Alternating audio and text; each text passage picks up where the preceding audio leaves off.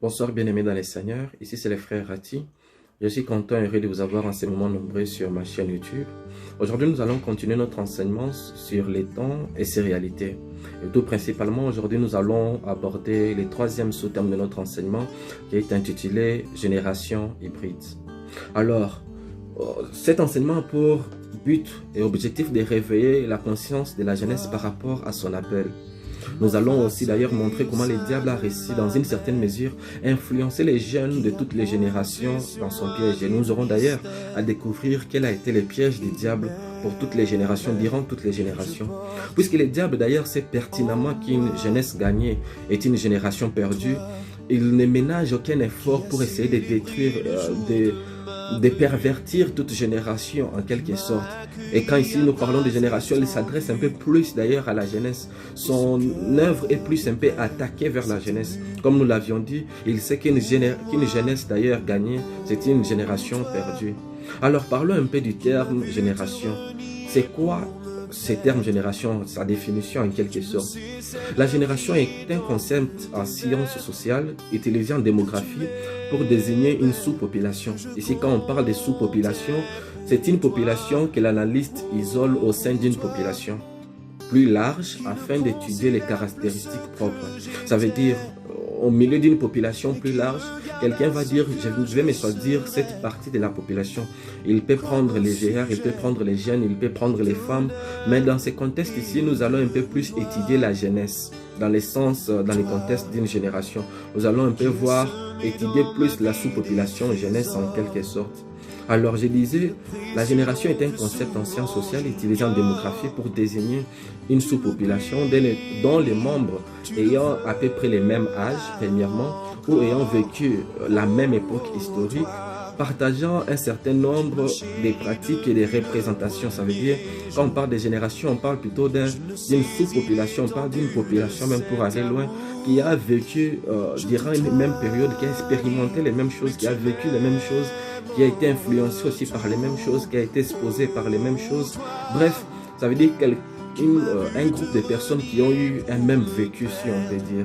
Alors, ils partagent les mêmes pratiques et partagent aussi les mêmes représentations du fait de ces mêmes âges qu'ils partagent aussi. Ça veut dire qu'ils sont quand même dans une certaine moyenne d'âge approximative ou d'une même apparence à une époque. Alors la Bible nous parle d'ailleurs trop de générations, beaucoup même de générations. La Bible d'ailleurs nous décrit Dieu comme étant un Dieu générationnel, un Dieu qui voit les choses toujours en termes de générations. C'est ainsi d'ailleurs qu'on parle des dieux d'Abraham, des dieux d'Isaac et du Dieu de Jacob. C'est un Dieu qui se représente toujours en forme générationnelle. Rien que dans l'Ancien Testament d'ailleurs, le mot génération est mentionné plus de 76 fois dans la version Louis II et plus de 29 fois d'ailleurs dans la version, dans le Nouveau Testament, toujours dans la version Louis II. La Bible, lorsqu'elle parle de génération, elle représente très souvent la génération comme étant une période d'une durée de 40 ans. C'est pourquoi vous verrez que Salomon a fait 40 ans au pouvoir, David a fait aussi 40 ans au trône, les enfants d'Israël ont fait 40 ans dans le désert, Moïse a dû faire 40 ans avant d'être appelé par Dieu. Bref, Dieu est un Dieu de génération, est un Dieu générationnel qui travaille toujours en termes de génération. Dieu ne permettra jamais à la mentalité d'une certaine génération de traverser une autre génération. Dieu travaille avec les générations et il se révèle toujours d'une manière particulière et spéciale à chaque génération. Alors les versets de base que nous aurons utilisés tout au long de ces sous-thèmes, c'est dans Matthieu chapitre 11, à partir de son verset 16. La Bible nous dit, là c'est Jésus qui parle, à qui comparais-je cette génération? Elle ressemble à des enfants assis dans les places publiques et qui s'adressent à d'autres enfants. Ils disent, nous avons joué de la flûte et vous n'avez pas dansé. Nous avons chanté des complaintes et vous n'êtes pas lamentés.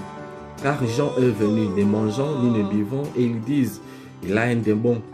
Les fils de l'homme est venu, mangeant et buvant, et ils disent, c'est un mangeur et un buveur, un ami des publicains et des gens de mauvaise vie. Mais la sagesse a été justifiée par ses œuvres. Mais la sagesse a été justifiée par ses œuvres. Avant de réellement entrer en profondeur de ces versets, avant de réellement étudier ces versets, nous allons quand même étudier quelques générations qui ont traversé, qui ont existé tout au long du temps par rapport d'ailleurs à notre thème. Nous allons voir quelques générations et Ici, ça sera plus sous l'angle de la sous-population que nous nous sommes choisis la jeunesse. Ça veut dire, nous aurons un peu à étudier les générations qui ont traversé le temps sous l'angle de vue de la jeunesse, en voyant un peu quelle a été l'attitude, quel a été les caractères, quelle a été les réactions en quelque sorte, principalement de la jeunesse. Alors, parlons un peu de la première génération, pas la première dans les temps, mais la première que nous allons étudier ici. Elle est appelée, les sociologues l'appellent la génération silencieuse. Elle est située entre 1925 et 1944. Elle est née entre la Grande Dépression, et la Seconde Guerre mondiale. Vous savez, cette génération, elle est réputée pour avoir travaillé dur, mais sans se plaindre ni revendiquer ses droits. Vous savez, durant la Grande Dépression, et même durant la Seconde Guerre mondiale, les pays, les États, surtout les États industrialisés, devaient faire ce qu'on appelait l'effort de guerre. Il fallait produire des armes, il fallait produire des armements, il fallait produire des chars de combat, il fallait produire des armes. Donc, la jeunesse était plus un peu utilisée pour tout cela. Mais les sociologues décrivent cette génération comme étant une génération silencieuse. Pourquoi? Puisqu'elle a travaillé dur, elle a travaillé sans même gagner quelque chose d'ailleurs en retour. Et il faisait cela juste pour l'amour de la patrie.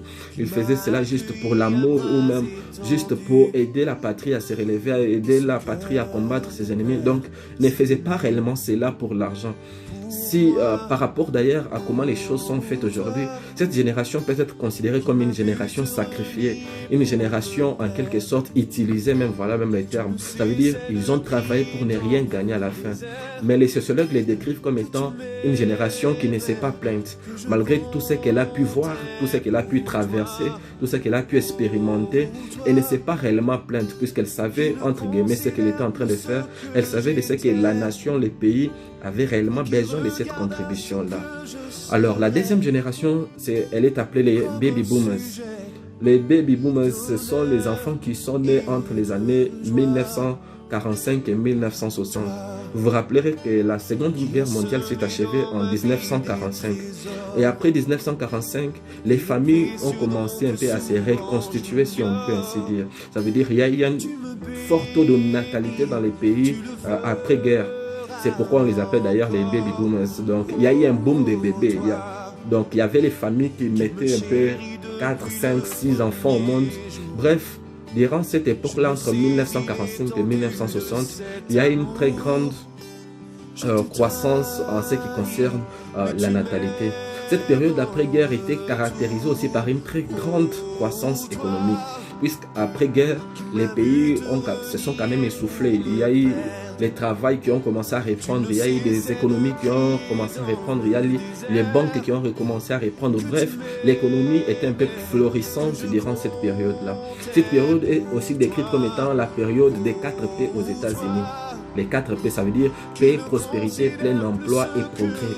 Durant ces années 1945 et 1960, les États-Unis ont connu d'une part d'abord une forte croissance en ce qui était de la natalité, mais aussi une forte croissance économique. C'est pourquoi il était symbolisé par les 4 P, comme je viens de le dire. Premièrement, il y avait la paix, puisqu'il n'y avait plus de guerre. Deuxièmement, il y avait la prospérité, puisque l'économie avait repris.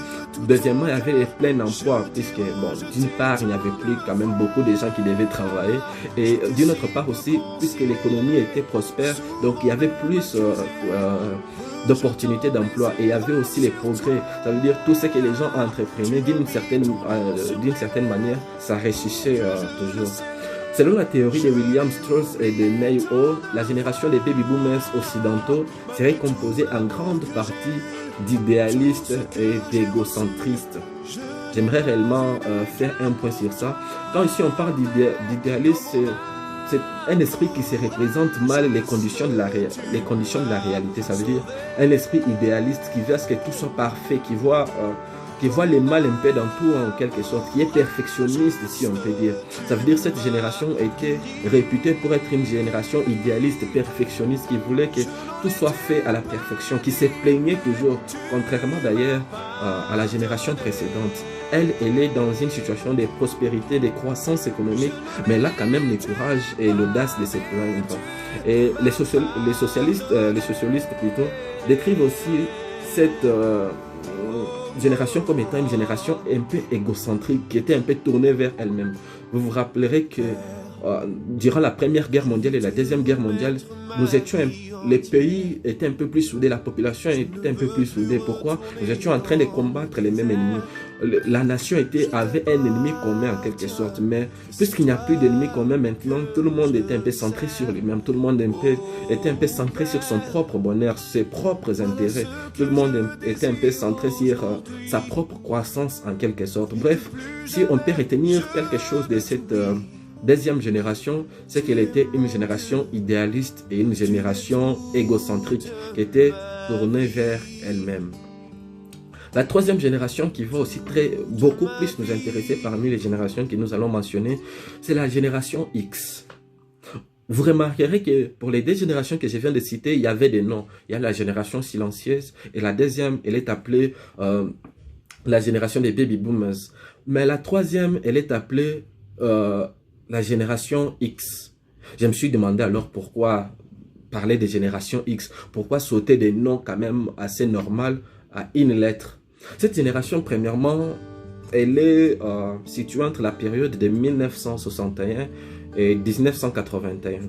Tout d'abord, comme elle était nommée comme étant la génération des baby bust, comme pour dire, c'était une génération où il n'y avait pas réellement de croissance en ce qui était de la nativité. Il n'y avait pas vraiment un fort taux de nativité. Après que les États-Unis, les pays industrialisés, l'Occident aient connu une certaine montée après la guerre, donc ça veut dire des années 1945 à 1960, il y avait eu une certaine explosion en ce qui concerne la natalité. À partir des années 1961 et 1981, ces pays-là ont connu une décadence en ce qu'on appelait, en ce qui concernait la natalité. C'est pourquoi, premièrement, elle était appelée la génération, en quelque sorte, des bust generation, en quelque sorte, donc des baby bust. Donc il y avait une catastrophe en ce qui concernait les enfants. Les familles ne voulaient plus mettre au monde. Donc il y avait un enfant par famille, des enfants. Donc les gens ne voyaient plus réellement l'intérêt à avoir beaucoup d'enfants, dû aussi à la croissance économique qui s'était un peu estompée. Alors, rebaptisée par après Génération X par John Deverson. Ça veut dire, premièrement, elle a été baptisée des Baby Bust, après Baby Boomers. Maintenant, on va parler des Baby Bust. Mais après, elle sera rebaptisée par John Deverson comme étant la Génération X. Mais pourquoi la Génération X? Ça a été d'abord premièrement rebaptisé au Royaume-Uni en 1965 après avoir réalisé une série d'entretiens avec les adolescents. Ça veut dire John Deverson avait eu une série d'entretiens avec les adolescents, plus principalement les adolescents anglais de l'Angleterre, les Royaumes-Unis. Alors c'est après ces investigations-là, c'est après cet entretien-là avec les jeunes qu'elle va plutôt appeler cette génération, ou même rebaptiser cette génération comme étant la génération X. Alors, elle est venue avec des résultats chocs sur cette génération. La première des choses qu'elle va constater par rapport à cette génération, qu'elle va par après appeler la génération X, écoutez bien ce qu'elle va dire, cette génération plutôt couche ensemble avant les mariages. C'est la première des choses qu'elle va remarquer dans cette génération qu'on appelle la génération X, qui s'étend de 1961 à 1981. Elle va se rendre compte que les sexes étaient devenus un peu quelque chose d'aisé dans la société, et surtout dans la jeunesse. Ce n'était plus quelque chose de tabou. Ça veut dire que cette génération couche ensemble avant les mariages. La deuxième des choses, cette génération ne croyait plus en Dieu. Cette génération ne croyait plus en Dieu, la génération X. La troisième des choses qu'elle va découvrir, c'est que cette génération n'aimait plus la reine et ne respectait plus les parents. N'aimait plus la reine, ce qui était déjà considéré comme un sacrilège de ne pas aimer la reine, qui était le symbole de l'autorité. Et d'un autre côté aussi, il y avait les parents aussi qui étaient un symbole de l'autorité. Bref, cette génération ne reconnaissait plus aucune autorité. J'aimerais bien que nous nous comprenions déjà au fur et à mesure que nous sommes en train d'avancer.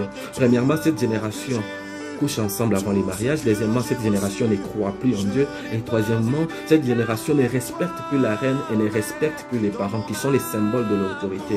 Et quatrièmement, elle va dire ceci, écoutez bien, la génération était en manque des repères. Cette génération-là, X, était en manque des repères.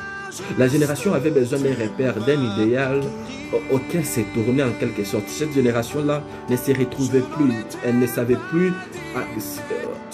qui pouvait être son exemple en quelque sorte. Elle n'avait plus de repères. Alors, elle a pris l'exemple d'une carte. Lorsqu'on cherche un trésor sur une carte, d'ailleurs, pour nous qui avons regardé les dessins animés, durant les dessins animés, même pendant les films d'ailleurs, les films d'aventure, lorsqu'on cherche un trésor sur une carte, la place où est le trésor est toujours indiquée sur la carte par une lettre X. Alors, elle va dire ceci. Cette génération était à la recherche de son trésor. Et quel était ce trésor-là? C'était les repères, en quelque sorte. Cette génération était à la recherche d'un repère, à la recherche d'un trésor, à la recherche d'un idéal qu'elle n'arrivait plus à trouver. C'est pourquoi elle est entrée dans tout ce qui était dépravation, dans tout ce qui était considéré comme sacrilège en quelque sorte. Pourquoi? Puisqu'il n'y avait personne à la montrer la voie. Personne ne pouvait montrer à cette génération-là la voie. C'est pourquoi on l'a appelé une génération X. Une génération qui était à la quête de l'idéal. Une génération qui était à la quête d'un repère. Une génération qui était à la quête d'une référence. Une génération qui était à la quête d'un trésor d'ailleurs sur la carte de la vie. 4 choses à retenir de cette génération. C'était une génération qui ne respectait plus les parents, une génération qui ne respectait plus la reine. C'était une génération qui couchait ensemble avant les mariages. C'était une génération d'ailleurs qui était en manque des repères. Et c'était une génération d'ailleurs qui ne croyait plus en Dieu. C'était une génération qui ne croyait plus en Dieu. Alors, il n'y a pas eu que Jean Deverson qui a eu à faire des recherches par rapport à cette génération. Il y a ici William Strauss qui va aussi faire des recherches par rapport à cette génération. William Strauss, il va nommer cette génération comme étant la 13e génération. Pourquoi il va nommer cette génération la 13e génération? C'est puisque c'est la 13e génération à voir les drapeaux américains. Alors, il va aussi énumérer quelques caractéristiques qu'il a observées par rapport à cette génération-là. William Strauss, lui, c'est un Américain. Il est en train de faire aussi ses recherches sur un angle de vie américain en quelque sorte, par rapport aux réalités américaines. Mais écoutez un peu ce qu'il va dire. Ce sera presque la continuité d'ailleurs de ce que Jean Deverson a fait comme recherche et a apporté comme résultat lors de ses recherches. La première des choses que William Strauss va découvrir, c'est qu'il y a ce qu'on appelle la désaffection dans la gouvernance avec un manque de confiance dans les leadership et particulièrement dans les institutions. Ça veut dire quoi? La jeunesse ici s'est séparée de tout ce qui est gouvernance, elle s'est séparée de tout ce qui est politique, elle s'est séparée de tout ce qui est politique en quelque sorte. Pourquoi? Vous vous rappellerez, je l'ai dit, qu'après la période de 1945 et 1960 où le monde, quand je parle ici des mondes, c'est plus le monde occidental qui avait connu une certaine croissance économique. Après 1960, à partir de 1961 à 81, il y a eu quand même une certaine décadence qui s'est effectuée dans le monde occidental. C'est pourquoi cette génération, la jeunesse, ne va plus croire aux politiques, ne va plus croire au leadership. Durant cette génération aussi, William Strauss va remarquer quelque chose, qu'il y a l'augmentation des taux de divorce. Par rapport à la génération silencieuse, par rapport à la génération des baby boomers, par rapport à la génération des baby bust, il va remarquer que cette génération a plus de divorces que toutes les autres générations. Il va aussi parler de ce que durant cette génération va connaître aussi la disponibilité des pilules contraceptives. Vous vous rappellerez que j'ai dit que Jean Deverson avait dit de ce que la génération X est une génération qui pratiquait, qui couchait ensemble avant les mariages. Et William Strauss aussi de son côté va dire, c'est durant cette étape-là que il y a eu la disponibilité des pilules contraceptives. J'aimerais déjà que vous soyez en train de comprendre les pièges du diable. D'un côté, le diable va faire quoi? Il va en quelque sorte augmenter les désirs d'avoir en quelque sorte les relations sexuelles avant les mariages. Et d'un côté, pour légaliser ça, pour ne déculpabiliser ça en quelque sorte, pour ne pas que ça pèse sur la conscience des gens, il va faire que durant cette période-là apparaissent aussi les pilules contraceptives. Durant cette période-là aussi, il y a l'augmentation des femmes sur le marché de l'emploi. Vous aurez à comprendre pourquoi j'ai aussi mentionné cela durant la prochaine génération. Cette génération aussi est nomade. Elle a les goûts de l'aventure. C'est une génération qui se balade, qui voyage, qui s'aventure en quelque sorte, qui veut expérimenter. C'est durant cette période de 1960 et 1980 d'ailleurs qu'il y a eu la deuxième vague du mouvement féministe revendiquant les droits pour la contraception, l'avortement et la condamnation d'ailleurs à la violence conjugale, puisque comme vous l'avez remarqué, il y a eu un grand taux de divorce durant ces temps-là. Mais mis à part ça, il y a eu la seconde vague du mouvement féministe qui ne va pas seulement demander à ce qu'il y ait une condamnation quant aux violences conjugales, mais elle va aussi premièrement demander la légalisation de la contraception et aussi la légalisation quant à l'avortement. J'aimerais que vous reteniez déjà cela. Donc la génération X en quelque sorte est une génération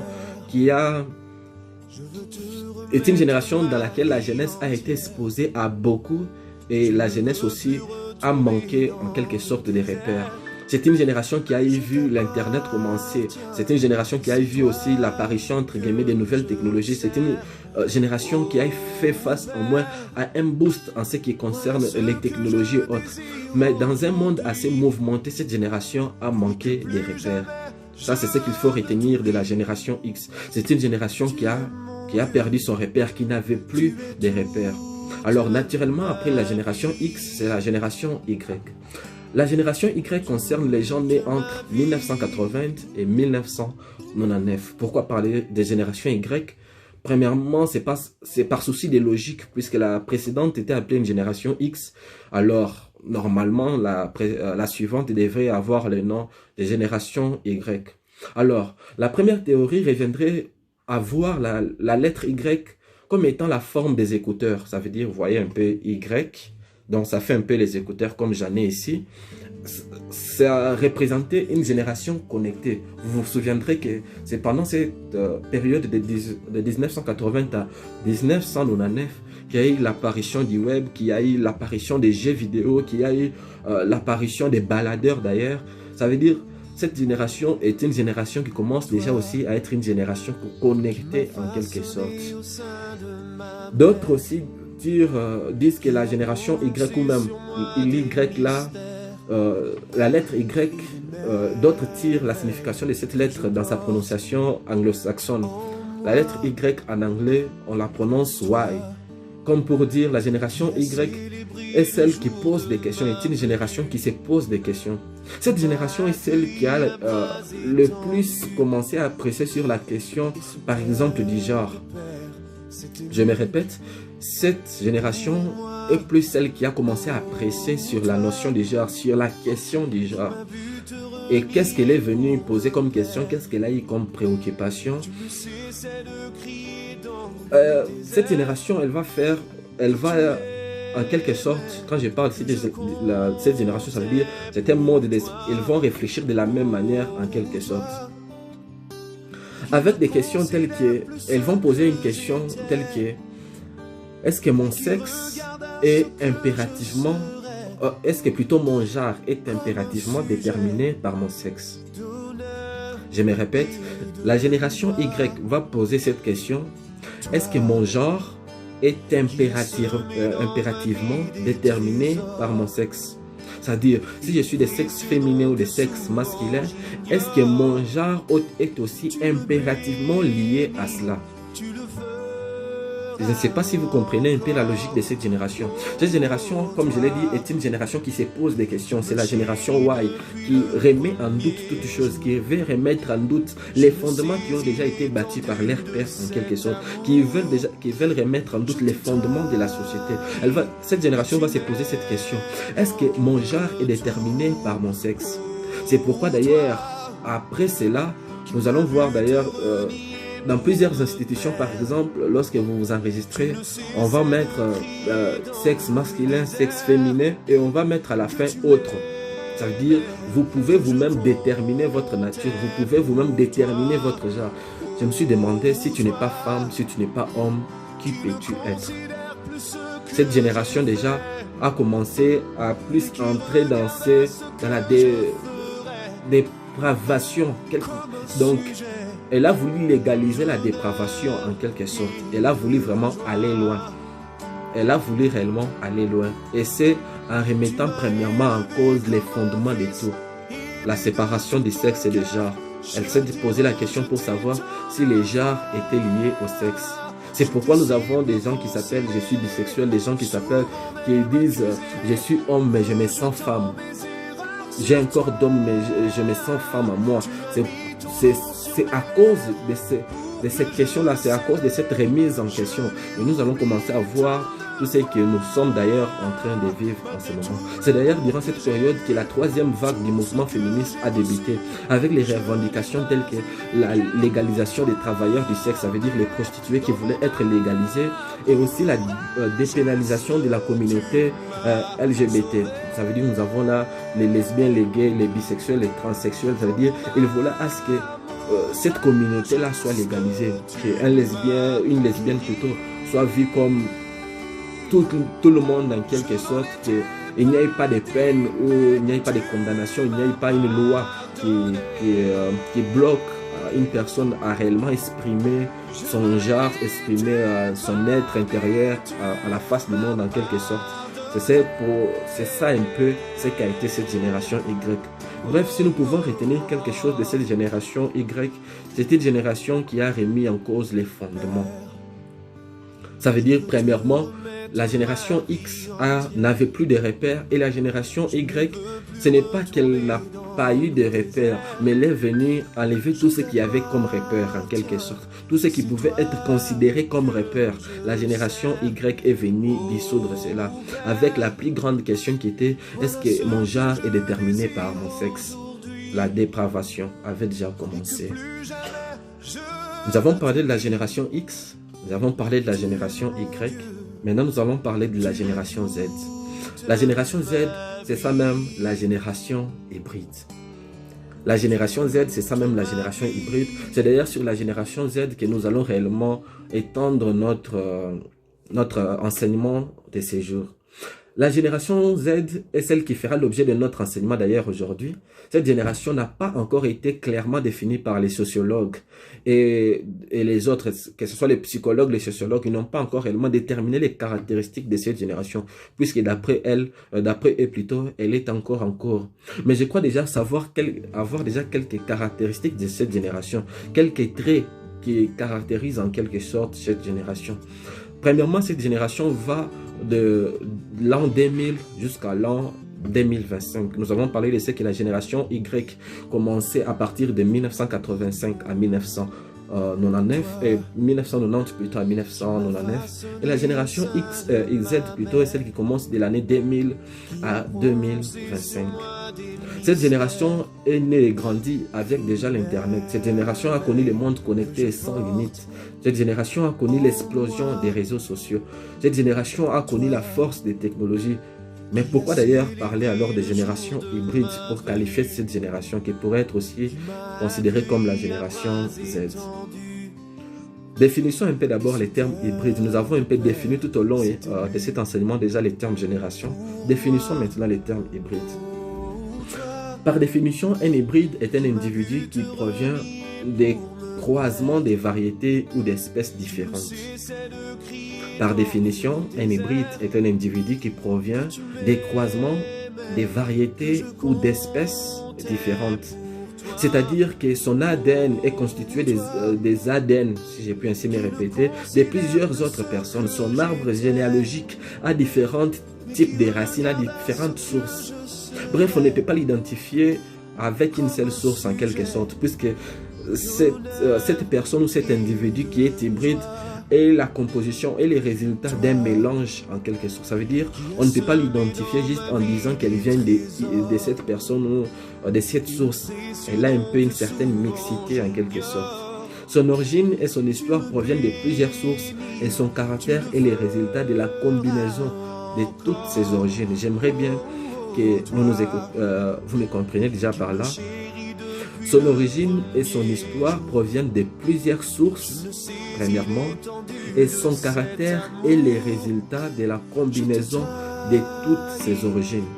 Lorsque nous serons en train de parler de la génération hybride, nous serons en train de parler premièrement de cette génération-là qui a dans son ADN, qui a dans son être intérieur, les caractéristiques de toutes les générations que j'ai mentionnées ici, que ce soit la génération silencieuse, que ce soit la génération des baby boomers, que ce soit la génération des baby bust, que ce soit la génération X, que ce soit la génération Y. Bref, la génération hybride, c'est l'ensemble de toutes ces générations. Ça veut dire les méfaits que nous avons vus par exemple dans la génération X ou dans la génération Y seront aussi dans cette génération. Par exemple, dans la génération X, nous avons vu que les rapports démontraient que cette génération-là n'avait plus de tabou à avoir les sexes avant les mariages. Nous remarquerons aussi que la génération hybride est une génération qui garde les mêmes caractéristiques. Pourquoi? Puisqu'elle est l'ensemble de toutes ces générations précédentes. Elle englobe à elle en quelque sorte les générations passées, toute l'histoire, comme j'ai dit ici, tout l'ADN de toutes les générations passées en quelque sorte. C'est pourquoi elle est appelée la génération Z. Z, c'est la fin. Ainsi, on peut comprendre que la génération hybride est une génération qui a en soi constitué des empreintes, des caractéristiques, des marques de plusieurs autres générations. Ça veut dire que ce n'est pas une génération qui s'est faite en elle-même. C'est une génération qui par son essence est constituée de plusieurs autres caractéristiques de génération. C'est une génération qui a eu à connaître ou qui est constituée de plusieurs autres ADN sources en quelque sorte. Donc, son caractère et son histoire ne provient pas réellement d'elle. C'est tiré d'autres générations. Son caractère est le résultat de la combinaison de toutes les origines des autres générations. Nous allons déjà entrer en profondeur et peut-être déjà citer dans notre message. La génération hybride, c'est ça veut dire c'est les résultats de l'addition de plusieurs autres générations qui l'ont précédée. Mais maintenant, voyons voir un peu les caractéristiques de cette génération hybride dans laquelle toi et moi nous vivons en ce moment. La première caractéristique de la génération hybride est une génération des jeunes à manque d'identité. La génération hybride est une génération des jeunes en manque d'identité. Revenons un peu au verset de base que nous avons lu en Matthieu chapitre 11 verset 16. La Bible dit: à qui comparerait cette génération? Elle ressemble à des enfants assis dans les places publiques et qui s'adressent à d'autres enfants. Premièrement, Christ pose une question très profonde. Il dit à qui comparerait cette génération? Il ne dit pas à quoi comparerais-je cette génération. Comme pour dire que les repères est une personne qui incarnerait une référence. Les repères est un groupe de personnes qui incarnerait en quelque sorte une référence. Christ ici est en train déjà de nous montrer que la génération Z aussi, tout comme la génération X, est une génération qui est en manque de repères. Mais pourquoi elle est en manque de repères? Comment se fait-il qu'elle soit en manque de repères? Quand on parle de repères, très souvent, pour dire que j'ai un repère, il faut qu'on ait un père en quelque sorte. Ça veut dire quoi? Les repères, c'est les pères qu'on est en train de voir. Les repères, c'est l'exemple qu'on est en train de tirer dans les pères qu'on voit. Pour comprendre cela, ça paraît un peu bizarre. Lisons un peu 1 Samuel chapitre 17 verset 55. La Bible nous dit: lorsque Saoul avait vu David marcher à la rencontre du Philistin, il avait dit à Abner, chef de l'armée: de qui ce jeune homme est-il fils? Abner répondit: aussi vrai que ton âme est vivante, ô roi, je l'ignore. Le verset 56, le roi dit: informe-toi donc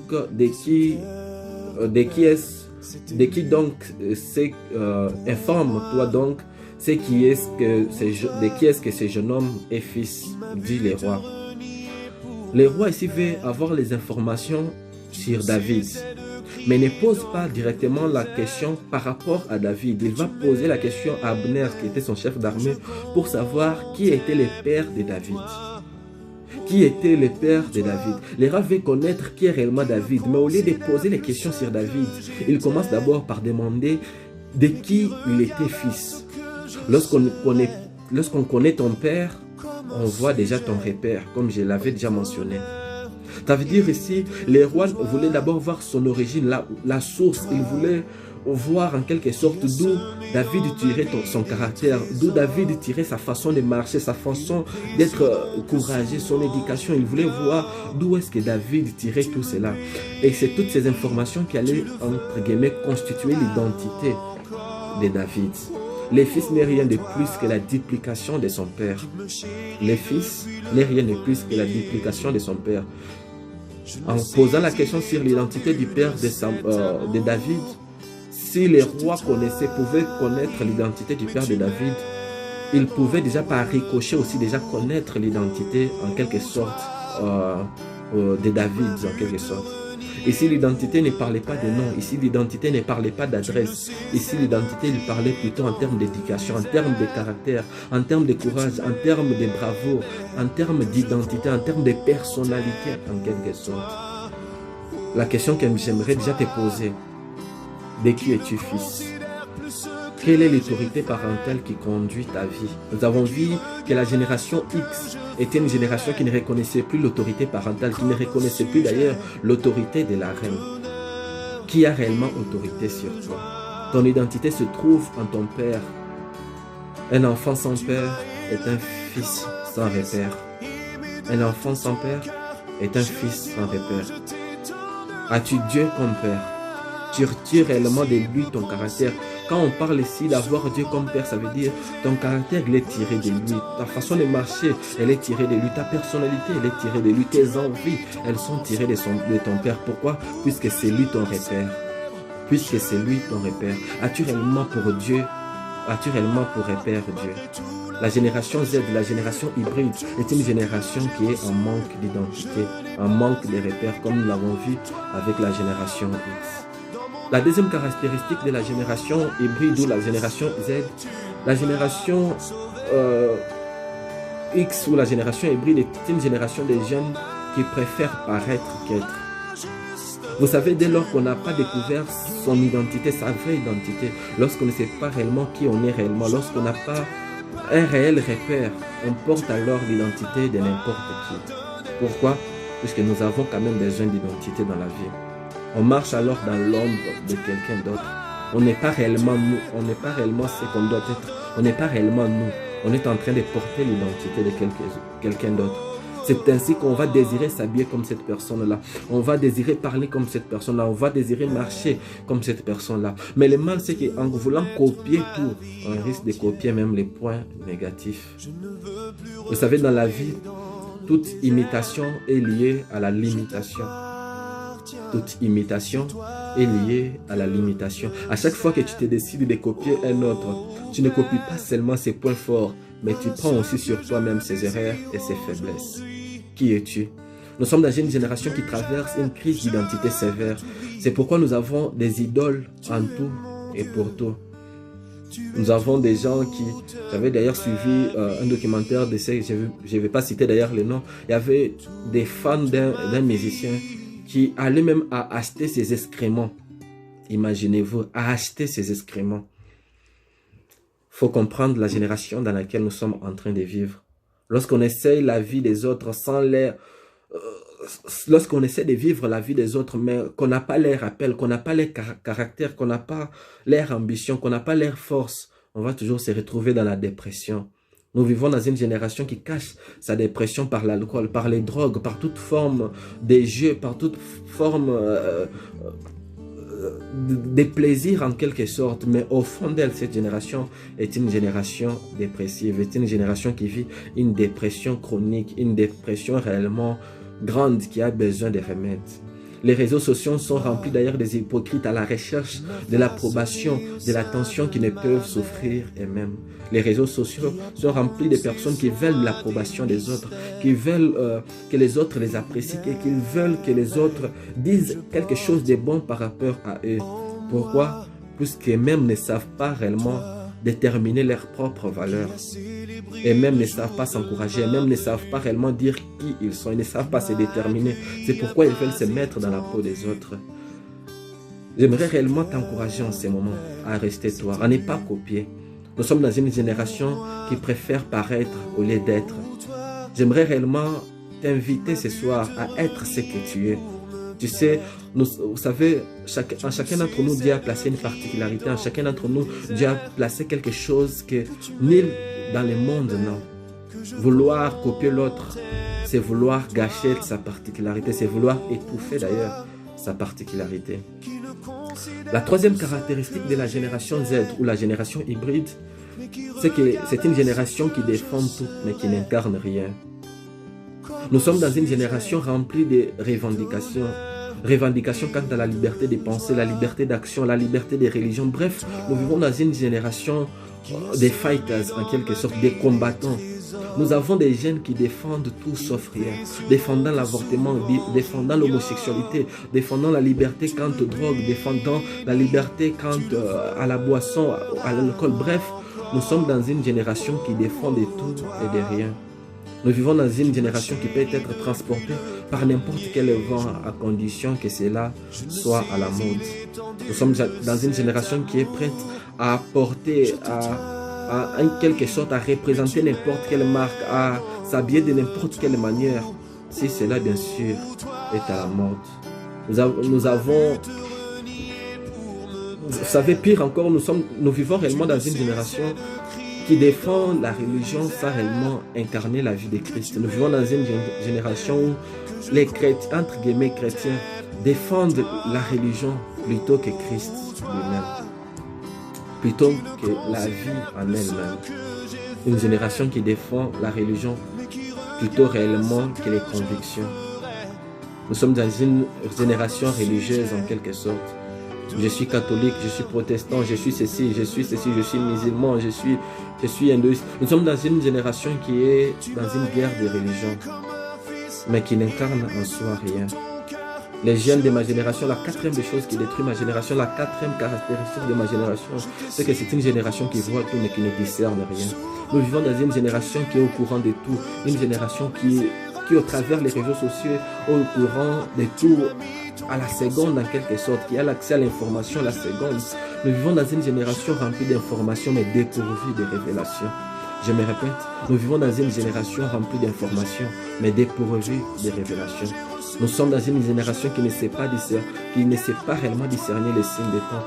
Nous sommes dans une génération qui voit tout mais en étant aveugle. Nous sommes dans une génération des aveugles qui conduisent d'autres aveugles. La Bible, dans le livre de Matthieu, chapitre 16, à partir du verset 2, la Bible nous dit, Jésus leur répondit, les soirs, vous dites, il fera beau, car le ciel est rouge, et le matin, il y aura de l'orage aujourd'hui, car le ciel est d'un rouge sombre. Vous discernez l'aspect du ciel, et vous ne savez discerner les signes des temps. Nous vivons dans une génération qui sait discerner tout ce qui est mondain, mais qui ne sait pas réellement voir, comprendre, accéder à la révélation des choses spirituelles derrière tout ce que nous savons voir. Nous sommes dans une génération qui voit l'homosexualité comme devenant une norme en quelque sorte, mais une génération qui ne sait pas réellement discerner l'esprit qui se cache derrière tout ça. La cinquième des choses pour cette génération, c'est une génération qui préfère expérimenter que vivre les chemins tout tracés par son Créateur. La génération hybride est une génération caractérisée par l'expérimentation. Nous vivons dans une génération d'expérimentaires, si je puis ainsi me dire. Tout le monde est devenu scientifique en quelque sorte. Nous vivons dans une génération d'expérimentation. Nous vivons dans une génération qui a soif du danger, qui veut du suspense, qui veut goûter en quelque sorte à tout, qui veut avoir goût à tout avant réellement de se mettre en ordre avec son Créateur. Nous vivons dans une génération où on s'est dit, je vais d'abord expérimenter tout, je vais d'abord prendre goût à tout ce que le monde peut me proposer comme œuvre, tout ce que le monde peut me proposer comme bénéfice, tout ce que le monde peut me proposer comme, je ne sais pas, élévation, comme gloire, comme bénéfice, comme joie, comme plaisir, avant de réellement remettre ma vie à Dieu. Nous vivons dans une génération qui place Dieu comme étant la dernière alternative. Mais j'aimerais nous dire que la Bible nous dit en Proverbe chapitre 14 verset 12, « Telle voie paraît droite à un homme, mais son issue c'est la mort. » Telle voie plutôt paraît droite à un homme, mais son issue, c'est la mort. Psaume chapitre 84, verset 5, la Bible nous dit « Heureux ceux qui placent en toi leur appui. Ils trouvent dans leur cœur des chemins tout tracés. » Heureux ceux qui placent en toi leur appui. Heureux ceux qui placent en toi leur appui. En Dieu leur appui. Pourquoi? Ils trouvent dans leur cœur les chemins tout tracés. Si nous sommes dans une génération d'expérimentaires, nous sommes dans une génération remplie d'expérimentation, c'est plus que nous n'avons pas de références, nous n'avons pas de repères. Alors, nous voulons essayer tout en tout partout. Mais si la Bible nous dit, heureux ceux qui placent en Dieu leur appui. Si réellement tu as Dieu comme appui, tu n'auras pas besoin d'expérimenter. Tu n'auras pas besoin réellement de toucher à tout pour réellement avoir goût à tout en quelque sorte, pour connaître tout en quelque sorte. La sixième des choses, la sixième des caractéristiques par rapport à cette génération, c'est que c'est une génération qui fait tout, sauf ce que Dieu attend d'elle. Nous vivons dans une génération sans limite. Nous vivons dans une génération qui se croit permis de tout. Nous vivons dans une génération qui serait prête à vendre même son âme d'ailleurs au diable, juste par souci d'assouvir à ses fantasmes. La Bible dit dans le livre d'Ésaïe chapitre 30 à partir du verset 8, « Va maintenant écrire ces choses devant et sur une table et grave-les dans un livre, afin qu'elles subsistent dans les temps à venir éternellement et à perpétuité. » Le verset 9, « Car c'est un peuple rebelle, ce sont des enfants menteurs, des enfants qui ne veulent point écouter la loi de l'Éternel. Écoutez, car c'est un peuple rebelle, ce sont des enfants menteurs. C'est ça la description de cette génération. Une génération rebelle, une génération menteur. Une génération des enfants qui ne veulent pas écouter la loi de l'Éternel, la loi de leur Père, qui disent aux voyants, ne voyez pas, et aux prophètes, ne prophétisez pas des vérités. Dites-nous des choses flatteuses, prophétisez-nous. Prophétiser les chimères, prophétiser les chimères, prophétiser les chimères. Une génération qui dit aux prophètes, ne nous prophétisez pas de vérité. C'est pourquoi nous avons une panoplie de prophètes, entre guillemets, qui ne sont même pas prophètes, qui sont comme ce que la Bible dit dans les livres d'Apocalypse, qui sont comme Jézabel qui se disait la prophétesse. Il se disait aussi une prophétesse. Nous sommes une génération de ceux qui se disent prophètes, mais qui ne sont réellement pas prophètes, qui ne sont réellement que des envoyés du diable, les messagers du diable. Nous sommes dans une génération qui dit aux messagers de Dieu, ne nous prêchez pas la parole de Dieu, ne nous prêchez pas la vérité, ne nous envoyez pas sur la voie droite. Flattez-nous plutôt avec des choses, flattez-nous avec des histoires, flattez-nous avec des Dieu va te bénir, Dieu va te lever, Dieu va te promouvoir. Nous sommes dans cette génération-là. Et le verset 11 nous dit, détournez-vous du chemin, écartez-vous du sentier, éloignez de notre présence les saints d'Israël. Nous sommes une génération qui veut à tout prix éloigner Dieu de ses voies. Nous sommes une génération qui veut à tout prix éloigner Dieu de ses décisions. Pour déjà citer, parce que nous, we are already running out of time, la septième caractéristique, c'est que nous vivons dans une génération qui lit la Bible, mais qui n'écoute pas Dieu. Nous vivons dans une génération qui aime la religion, mais qui ne veut pas de Dieu.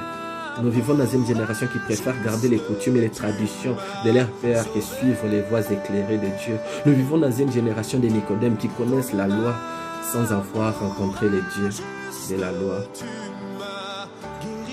Voilà les tableaux sombres de la jeunesse de ma génération. Voilà les tableaux sombres de la jeunesse de ma génération, des caractéristiques de ma génération. La génération hybride est une génération qui est en manque d'identité.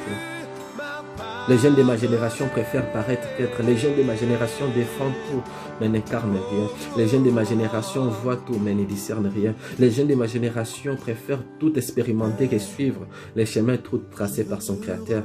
Les jeunes de ma génération font tout sauf ce que Dieu attend de lui. Les jeunes de ma génération lisent la Bible, mais n'écoutent pas Dieu. Vous savez, tout ce que nous venons de dire ici, tout ce que je viens de décrire ici comme étant les caractéristiques, les caractéristiques de cette génération hybride, de cette génération Z, ne sont que les reflets des problèmes, ne sont pas les reflets réellement des problèmes à résoudre, mais plutôt des symptômes à guérir. Car la génération Z, la génération hybride, cette génération dans laquelle nous vivons, ne souffre qu'une seule et unique maladie, l'absence de Dieu. C'est la seule maladie qui caractérise cette génération. C'est la seule maladie qui, entre guillemets, est en train de manger et de tuer à petit feu cette génération. On ne peut pas, vous savez, on ne peut pas continuellement s'éloigner de Dieu et ne jamais en payer les prix. On ne peut pas continuellement s'éloigner de Dieu et ne jamais en payer les prix.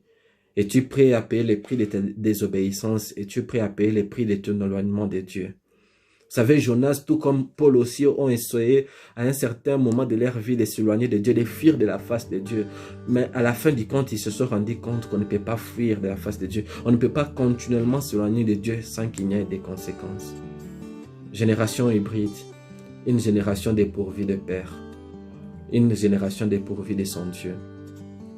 La volonté de Dieu pour cette génération dans laquelle nous vivons, ce n'est pas que cette génération soit une génération appelée hybride, mais que ce soit réellement une génération appelée génération Joël. Dans le livre de Joël, chapitre 2, verset 28, la Bible nous dit « Après cela, je reprendrai mon esprit sur toute chair. Vos filles et vos fils et vos filles prophétiseront. Vos veillards auront des songes et vos jeunes gens des visions.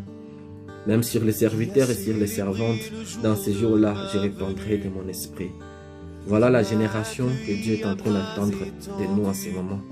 Une génération qui a l'Esprit de Dieu sur elle. Une génération qui marche selon les voies de Dieu. Une génération qui sait écouter de la part de Dieu. Puisque si tu es capable de prophétiser, ça veut dire que tu es capable d'écouter Dieu. Nul ne peut prophétiser sans avoir écouté Dieu, à moins que tu ne sois d'ailleurs un menteur. La génération que Dieu veut en ce moment, c'est une génération qui peut l'écouter, une génération qui peut l'obéir, une génération qui peut les mettre en avant, une génération qui peut faire de Dieu la première des priorités, une génération qui peut faire de Dieu son Dieu réellement, une génération qui peut faire de Christ leur Seigneur et leur Sauveur, une génération qui peut honorer Dieu, une génération qui peut respecter les parents, une génération qui peut, entre guillemets, rebâtir les murs déjà effondrés, les fondements ébranlés. C'est cette génération-là dont Dieu a besoin. C'est cette génération à laquelle Dieu soupire en quelque sorte. Une génération qui pourrait être appelée une génération Joël. Une génération qui a les caractéristiques de cette génération Joël. Une génération remplie de l'Esprit de Dieu. C'est pourquoi en ce moment, j'aimerais réellement que tout un chacun de nous s'identifie par rapport à tout ce que je viens de mentionner ici. Est-il de la génération Z ou de la génération Joël? La génération de ceux qui écoutent Dieu, la génération de ceux qui proclament Dieu, la génération de ceux qui connaissent leur Dieu. J'aimerais réellement t'inviter à partager ce message. J'aimerais réellement t'inviter à partager d'ailleurs les liens de cette page YouTube, de cette chaîne plutôt YouTube. J'aimerais aussi d'ailleurs t'inviter réellement qu'après ces messages, que tu aies un temps de réflexion par rapport à ta vie, par rapport à ta vie. Vous savez, l'âge de 16 à 25 ans, de 13 plutôt à 25 ans, est l'âge dans lequel le diable investit réellement tout son temps pour détruire la jeunesse, pour détruire l'homme.